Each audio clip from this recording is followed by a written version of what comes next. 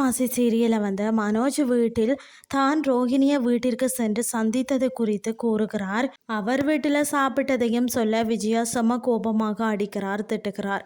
பிறகு ரோஹிணி ரூபாய் 5 லட்சம் கொடுத்தால் விவாகரத்து கொடுக்கிறேன் என்றார் என சொல்ல விஜயா அதை எதற்கு கொடுக்க வேண்டும் என்று சொல்கிறார். அண்ணாமலை கடைசியாக ரோஹிணி ரூபாய் 5 லட்சம் கேட்டால் அதை கொடுக்க வேண்டிய கடமை உனக்கு தான், நீ தான் கொடுக்க வேண்டும் என சொல்கிறார்.